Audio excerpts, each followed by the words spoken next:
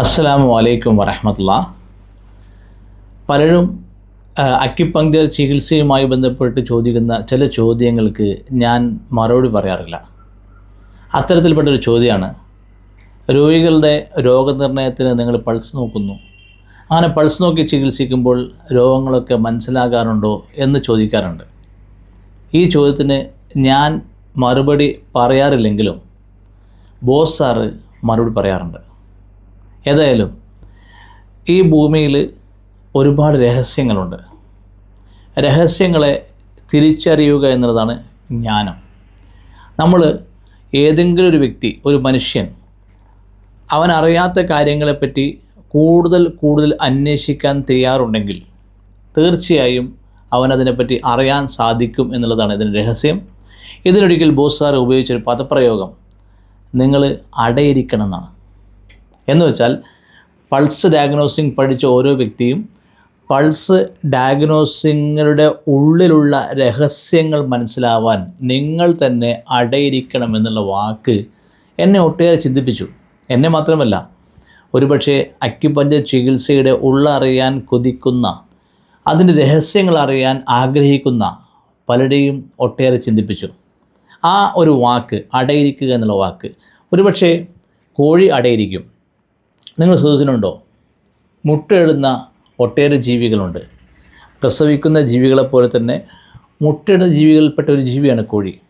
പക്ഷേ കോഴിയും മറ്റ് ജീവിയും തമ്മിൽ പ്രധാനപ്പെട്ട വ്യത്യാസം എന്താണെന്ന് ചോദിച്ചാൽ, മറ്റെല്ലാ ജീവികളും മുട്ടയിടുന്നത് കുഞ്ഞിനെ ഉണ്ടാകാൻ, ഒരു പുതിയ കുട്ടി ഉണ്ടാകാൻ വേണ്ടിയാണെങ്കിൽ കോഴി പലപ്പോഴും കുട്ടി ഉണ്ടാകാൻ വേണ്ടി അല്ലാതെയും മുട്ടയിടുന്നുണ്ടല്ലോ.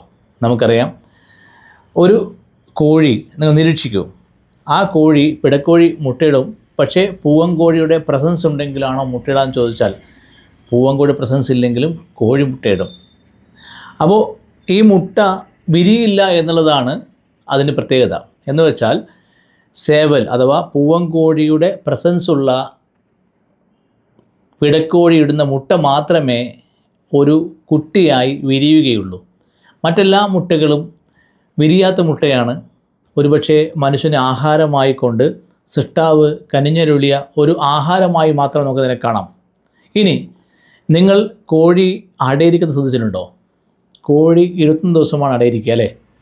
ഈ 21 ദിവസം കോഴി അടയിരിക്കുമ്പോൾ ഒരിക്കലും തന്നെ മറ്റൊരു പണിക്കും പോകാതെ, നമുക്കറിയാം കോഴികൾ, വീട്ടിൽ വളർത്തുന്ന കോഴികൾ അതെപ്പോഴും ഓടി നടന്നുകൊണ്ടിരിക്കും. പക്ഷേ അടയിരിക്കുന്ന ഈ കോഴികൾ ഒരു കാരണവശാലും അത് പുറത്തിറങ്ങില്ല.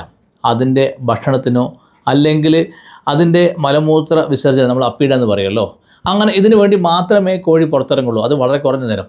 മറ്റ് പൂർണ്ണമായ സമയം ഈ മുട്ടയുടെ മുകളിൽ അടയിരിക്കുകയാണ് ചെയ്യുക. അങ്ങനെ മുട്ടയുടെ മേൽ അടയിരുന്നു കൊണ്ടാണ് 21 ദിവസം കൊണ്ട് അത് വിരിയുന്നത്. പക്ഷേ ഇതിലൊക്കെ തന്നെ കോഴിയെ വളർത്തുന്ന ഒട്ടേറെ ആളുകൾ പല കൗതുകങ്ങളും ചെയ്യാറുണ്ട്. അതിൽ ഏറ്റവും പ്രധാനപ്പെട്ട കൗതുകം എന്താണെന്ന് ചോദിച്ചാൽ, കടയിൽ നിന്ന് വാങ്ങിക്കൊണ്ടിരുന്ന മുട്ട കോഴിക്ക് വെച്ചു കൊടുക്കും. ആ മുട്ട കോഴി അടയിരിക്കില്ല. ആ മുട്ട കാലുകൊണ്ട് തട്ടിക്കളയും. ഇനി സേവലിൻ്റെ പ്രസൻസ് ഇല്ലാത്ത ഒരു കോഴി മുട്ടയാണെങ്കിൽ പോലും കോഴിക്ക് അറിയാൻ സാധിക്കുന്നുണ്ട് അത് വിരിയാനില്ലാത്ത മുട്ടയാണെന്നുള്ളത്. അപ്പോൾ വിരിയുന്ന മുട്ടയും വിരിയാത്ത മുട്ടയും തിരിച്ചറിയാനുള്ള ഒരു അത്ഭുതകരമായ സിദ്ധി കോഴിക്കുണ്ട് എന്ന് നമുക്ക് മനസ്സിലാക്കാൻ കഴിയും. ഒരുപക്ഷെ വർഷങ്ങളേറെ കോഴിയുമായി ഈ ഒരു രീതിയിൽ കോഴിയെ വളർത്തുന്ന ആളുകൾക്ക് ഒരുപക്ഷെ നല്ല നിരീക്ഷണ പാടവമുണ്ടെങ്കിൽ അവർക്ക് ഒരുപക്ഷെ കോഴി മുട്ട കണ്ടാൽ ഇത് വിരിയുന്ന മുട്ടയാണോ വിരിയാത്ത മുട്ടയാണോ എന്ന് പറയാൻ സാധിക്കുമെന്നാണ് ഞാൻ മനസ്സിലാക്കുന്നത്. ഇതാണ് ജ്ഞാനം. സാധാരണ ആളുകൾക്കില്ലാത്ത ജ്ഞാനമാണത്. എന്ന് വെച്ചാൽ ഇതിലൊട്ടേറെ രഹസ്യങ്ങളുണ്ട്. നിങ്ങൾ ശ്രദ്ധിച്ചിട്ടുണ്ടോ? കോഴിയുടെ മുട്ട വിരിയുന്ന പ്രോസസ്സ് എന്ത് അത്ഭുതമാണ് എന്നുള്ളത്. അപ്പോൾ ആ പ്രോസസ്സിൻ്റെ ഈ ഒരു ഭാഗം ഞാൻ എന്തിനു പറഞ്ഞു ചോദിച്ചാൽ, എല്ലാ പ്രകൃതിയിലുള്ള സൃഷ്ടിപ്പിലും ഒട്ടേറെ രഹസ്യങ്ങളുണ്ട്. ഈ രഹസ്യങ്ങളെ മനസ്സിലാവുക എന്നുള്ളത് വലിയ അത്ഭുതമാണ്. നിങ്ങളൊന്ന് ഓർത്ത് നോക്കൂ, മനുഷ്യൻ ആകാശത്ത് കൂടെ യാത്ര ചെയ്യാൻ തുടങ്ങുന്നതിന് മുമ്പ് റൈറ്റ് ബ്രദേഴ്സ് അവർ എങ്ങനെയായിരിക്കും ഒരു വാഹനം, അത് ലോഹങ്ങൾ കൊണ്ടോ മറ്റ് ഏതെങ്കിലും തരത്തിലുള്ള പദാർത്ഥങ്ങൾ കൊണ്ടോ നിർമ്മിച്ചൊരു വാഹനം ഉപയോഗിച്ച് ആകാശത്തിലൂടെ യാത്ര ചെയ്യാൻ കഴിയുമെന്ന് മനസ്സിലാക്കിയിട്ടുണ്ടാവുക? നമുക്കറിയാം, അതൊരു അത്ഭുതമാണ്. ഒരിക്കലും നമ്മുടെ ബുദ്ധിക്ക് യോജിക്കാൻ കഴിയാത്ത ഒരു കാര്യമാണ് അന്ന് അവർ ചെയ്തത്. പക്ഷേ ഇന്ന് ലോകം മുഴുവൻ, ലോകത്തിൻ്റെ എല്ലാ ഭാഗത്തും യാത്ര ചെയ്യാൻ വിമാനത്തെ ഉപയോഗപ്പെടുത്തുമ്പോൾ ഈ ഒരു അറിവ് എങ്ങനെയാണ് അവർ കിട്ടിയെന്ന് ചോദിക്കുമ്പോൾ ഒരുപക്ഷെ സൃഷ്ടാവ് അവരുടെ ചിന്തയിൽ ഇങ്ങനെ സാധിക്കുമെന്നൊരു കാര്യം ബോധ്യപ്പെടുത്തുകയും ഈ ബോധ്യപ്പെടുത്തലിലൂടെ അവർ അതിനെ എങ്ങനെയാണ് ഒരു വാഹനം അത് വായുവിൻ്റെ സമ്മർദ്ദമുണ്ടായിക്കൊണ്ട് കറങ്ങുന്ന ഫാനുകൾ സൃഷ്ടിച്ചുകൊണ്ട് അമിതമായ പ്രഷർ, എയർ പ്രഷറിലൂടെ ഒരു വാഹനം ഉയർത്താൻ കഴിയും എന്ന് അവർ കണ്ടുപിടിച്ചു എന്നുള്ളത് വലിയ അത്ഭുതമാണ്. ഇതേപോലെ മനുഷ്യന് സൃഷ്ടാവ് ഒട്ടേറെ അത്ഭുതങ്ങൾ, ഒട്ടേറെ രഹസ്യങ്ങൾ മനസ്സിലാക്കാനുള്ള കഴിവുകൾ നൽകിയിട്ടുണ്ട്. ഈ കഴിവുകൾ ഒരാൾക്ക് ലഭ്യമാകണമെങ്കിൽ അടയിരിക്കുക എന്ന് പറയുന്ന ഒരു അത്ഭുതകരമായൊരു പ്രക്രിയ അവിടെ നടക്കേണ്ടതുണ്ട്. എന്ന് വെച്ചാൽ നല്ല അക്യുപഞ്ചർ ചികിത്സകർക്ക് നിങ്ങൾ സമീപിക്കൂ. ഒരു ലാബ് ടെസ്റ്റും ഒരു തരത്തിലുള്ള പരിശോധനയും ഇല്ലാതെ, ഒരു രോഗി അനുഭവിക്കുന്ന ആരോഗ്യ പ്രശ്നങ്ങൾ ഒന്നും പറയാതെ നിങ്ങൾ അവരെ സമീപിച്ചാൽ അവർ ചികിത്സിക്കും. അവർ നാടി നോക്കി ചികിത്സിക്കും. ആ നാടി നോക്കി ചികിത്സിക്കുന്ന രോഗികൾക്ക് രോഗം പരിപൂർണമായി സുഖപ്പെടുകയും ചെയ്യും. ഇതെന്തൊരു അത്ഭുതമാണ്! ഇപ്പോൾ ഞാൻ പറയാൻ ശ്രമിക്കുന്നത്, ഈ പ്രകൃതിയിൽ സൃഷ്ടാവ് ഒട്ടേറെ അത്ഭുതങ്ങൾ സൃഷ്ടിച്ചു വെച്ചിട്ടുണ്ട്. ആ അത്ഭുതങ്ങളുടെ രഹസ്യം മനുഷ്യന് മനസ്സിലാക്കി കൊടുക്കാനുള്ള സാധ്യതയുണ്ട്. ഇതാർക്കാന്ന് ചോദിച്ചാൽ ആ കാര്യം അറിയാൻ, അതിൻ്റെ മേൽ അടയിരിക്കാൻ തയ്യാറുള്ള ആൾക്ക്. തീർച്ചയായും റൈറ്റ് ബ്രദേഴ്സ് ഒരുപക്ഷെ വിമാനം കണ്ടുപിടിച്ചില്ലെങ്കിൽ യാത്ര എന്ന് പറയുന്നത് വലിയ പ്രയാസമുള്ളൊരു കാര്യമായിരിക്കും. ഇന്ന് ലോകം മുഴുവൻ മനുഷ്യൻ പറന്നു നടക്കുന്നു അല്ലേ? നമുക്കറിയാം, ലോകത്തിൻ്റെ ഏത് ഭാഗത്തും വളരെ കുറഞ്ഞ സമയം കൊണ്ട് യാത്ര ചെയ്യാൻ കഴിയുന്നു എന്നുള്ളത് വിമാനത്തിൻ്റെ വലിയൊരു ഇൻവെൻഷൻ തന്നെയാണ്. ഇതേപോലെ തന്നെ ലോകത്തുള്ള മുഴുവൻ മനുഷ്യരും അനുഭവിക്കുന്ന ആരോഗ്യ പ്രശ്നങ്ങൾക്ക് വളരെ ലളിതമായിക്കൊണ്ട് നാഡീ പരിശോധനയിലൂടെ അവർ അനുഭവിക്കുന്ന ആരോഗ്യ പ്രശ്നങ്ങളെ കൃത്യമായി തിരിച്ചറിഞ്ഞ് അക്യുപഞ്ചർ ചികിത്സകർ ചികിത്സിക്കുമ്പോൾ ഇതെങ്ങനെ നടക്കും എന്ന് ചിന്തിച്ച് നമ്മുടെ ബുദ്ധിക്കൊരു ഉത്തരം കിട്ടിയെങ്കിലേ ഞാനിത് അനുസരിക്കൂ, ഞാനിത് പാലിക്കൂ എന്ന് ചിന്തിക്കുന്നത് വലിയ മണ്ടത്തരം തന്നെയാണ്.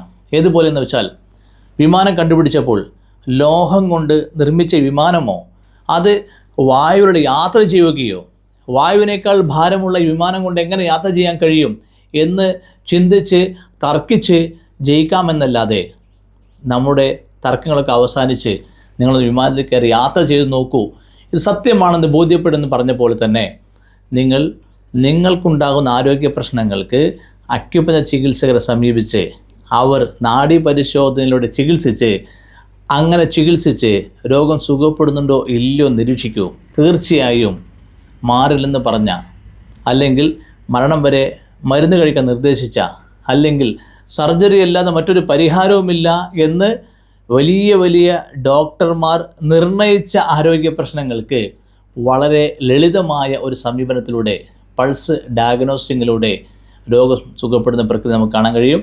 ഏതായാലും നിങ്ങൾ അക്യുപഞ്ചർ ചികിത്സകരുടെ ചികിത്സ കണ്ട് പലരും ഈ രോഗം സുഖപ്പെടുന്ന പ്രക്രിയ കണ്ട് ഇതെന്തോ മന്ത്രവാദമാണ്, ഇതെന്തോ ബ്ലാക്ക് മാജിക്കാണ് എന്നൊക്കെ പറയുന്ന ആളുകളുണ്ട്.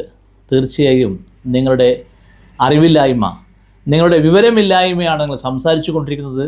മറിച്ച് സൃഷ്ടാവ് മനുഷ്യന് ഈ പ്രകൃതിയിൽ ഒട്ടേറെ രഹസ്യങ്ങൾ ഒരുക്കി വച്ചിട്ടുണ്ട്. അതിൽ ഒരു പ്രധാനപ്പെട്ട രഹസ്യമാണ് അക്യുപഞ്ചർ ചികിത്സ. ഇതിനെ നിങ്ങളെ കണ്ണുകൾ കൊണ്ട്, നിങ്ങളെ ബുദ്ധി കൊണ്ട്, നിങ്ങളെ പഞ്ചേന്ദ്രിയങ്ങൾ കൊണ്ട് ഉൾക്കൊള്ളാൻ സാധിക്കുന്നില്ല എന്ന കാരണം കൊണ്ട് നിങ്ങളിതിനെ കുറ്റം പറയുമ്പോൾ നിങ്ങൾ ശ്രദ്ധിക്കുക. ഈ ചികിത്സ ഉപയോഗപ്പെടുത്തിക്കൊണ്ട് രോഗം സുഖപ്പെടുന്ന ലക്ഷക്കണക്കിന് ആളുകൾ ഇന്ന് കേരളത്തിലുണ്ട്. ഏതായാലും നിങ്ങളുടെ ബുദ്ധി മാറ്റിവെച്ച് നിങ്ങളുടെ ആരോഗ്യ പ്രശ്നങ്ങൾക്ക് എന്താണ് ശരിയായ പരിഹാര മാർഗമെന്ന് നിങ്ങൾ അന്വേഷിക്കുന്നുണ്ടെങ്കിൽ, മരുന്ന് കഴിച്ചു മടുത്ത് ഇനി എനിക്ക് വേറെ നിവൃത്തിയില്ല എന്ന് നിങ്ങൾ ഓർത്ത് നിങ്ങൾ പ്രയാസപ്പെടുന്നുണ്ടെങ്കിൽ, നിങ്ങൾക്കുള്ള ശരിയായ പരിഹാര മാർഗം അക്യുപങ്ക്ചറാണ്. ഇതിനെ തിരിച്ചറിയാൻ, ഇതിനെ അടുത്തറിയാൻ നിങ്ങൾ ശ്രമിക്കുന്നതിന് പകരം നിങ്ങളുടെ ബുദ്ധി ഉപയോഗിച്ച്, നിങ്ങളെ ബുദ്ധിവൈഭവം ഉപയോഗിച്ച്, നിങ്ങളെ തർക്കിക്കാനുള്ള കഴിവ് ഉപയോഗിച്ച് നിങ്ങൾ തർക്കിച്ച് ഇതിനെ തോൽപ്പിക്കാനും, ഇതിനെ പരാജയപ്പെടുത്താനും, ഇതിനെ പരിഹസിക്കാനും, ഇതിനെ പല തരത്തിൽ പുച്ഛിച്ച് തള്ളാൻ നിങ്ങൾ ശ്രമിക്കുമ്പോൾ രോഗം സുഖപ്പെട്ട ആയിരക്കണക്കിന് ആളുകൾ കേരളത്തിൽ സാക്ഷികളാണ്. ഈ രീതിയിൽ ചികിത്സിക്കുമ്പോൾ രോഗം സുഖപ്പെടുമെന്നുള്ളത്.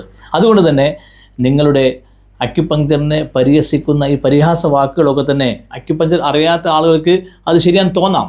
പക്ഷേ ഈ ചികിത്സാ രീതിയിലൂടെ രോഗം സുഖപ്പെട്ട ആളുകൾക്ക് നിങ്ങളുടെ ഈ പരിഹാസ വാക്കുകളൊക്കെ തന്നെ നിങ്ങൾക്കുള്ള അറിവില്ലായ്മയുടെ അടയാളമായി മാത്രമേ പരിഗണിക്കൂ എന്നുള്ളത് പറഞ്ഞുകൊണ്ട് നിങ്ങൾ അനുഭവിക്കുന്ന ആരോഗ്യ പ്രശ്നങ്ങൾക്ക് മരുന്നുകൾ കഴിച്ചും സർജറി ചെയ്തും രോഗം സുഖപ്പെടാത്ത പ്രയാസങ്ങൾ അനുഭവിച്ചും ജീവിതം നരകതുല്യമായി വേദനിച്ചു കൊണ്ടിരിക്കുന്ന ഓരോ ആളുകളും തിരിച്ചറിയുക, ആ മരുന്നുകളൊക്കെ ഒഴിവാക്കിക്കൊണ്ട് അക്യുപങ്ക്ചർ ചികിത്സ ഉപയോഗപ്പെടുത്തൂ. സമാധാനത്തോടെ മരുന്നില്ലാതെ ആരോഗ്യപൂർണ്ണമായ ജീവിതം നയിക്കാൻ ശ്രമിക്കൂ. Thank you.